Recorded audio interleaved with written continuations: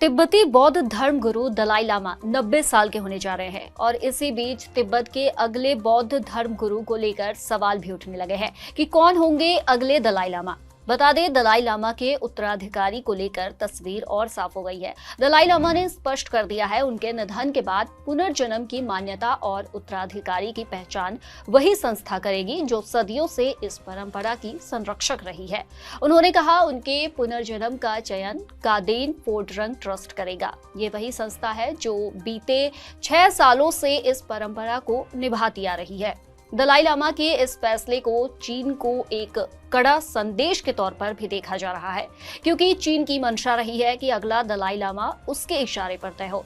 बता दें, वर्तमान में 14वें दलाई लामा तेंजिन ग्यात्सो हैं, जो 6 जुलाई को 90 साल के हो जाएंगे। उसी दिन वो अपने उत्तराधिकारी की प्रक्रिया को लेकर विस्तार से जानकारी देंगे।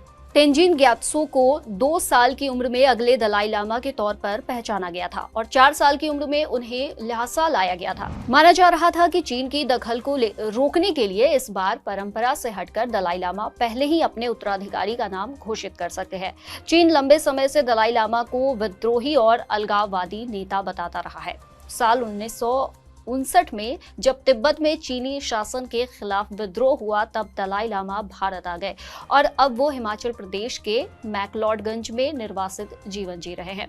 वहीं चीन की ओर से लगातार ये दावा किया जाता रहा है कि नए दलाई लामा की घोषणा बिना उसकी स्वीकृति के मान्य नहीं होगी। तो चलिए इन सब के बीच जानते हैं कि दलाई लामा का चयन आखिर होता कैसे है। दलाई लामा केवल एक नाम नहीं बल्कि एक धार्मिक उपाधि है।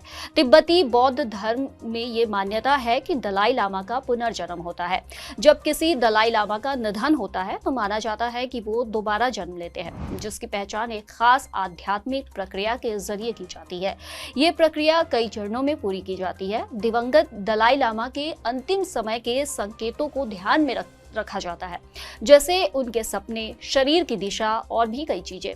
इन्हीं सब के आधार पर यह जानने की कोशिश होती है कि अगला अवतार कहाँ जन्म ले चुका है।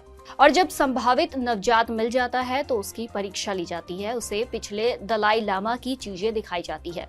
अगर वो उन्हें पहचान ले तो उसे उसके पुनर्जन्म के रूप में स्वीकार कर लिया जाता है। इसके बाद तिब्बती धार्मिक अधिकारी उस बच्चे की पुष्टि करते हैं और उसे आधिकारिक रूप से दलाई लामा घोषित किया जाता है। इसके बाद उसे बौद्ध धर्म की शिक्षा दी जाती है और धार्मिक दीक्षा दी जाती है।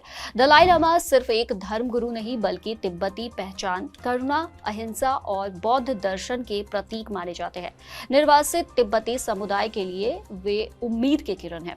1959 तक वे तिब्बत में धार्मिक ही नहीं राजनीतिक प्रमुख भी थे। हालांकि वर्तमान 14वें दलाई लामा ने राजनीति से संन्यास ले लिया है, लेकिन उनके उपदेश आज भी दुनिया भर के लोगों को प्रेरणा देते हैं, चाहे वे किसी भी धर्म या संस्कृति से क्यों न जुड़े हो।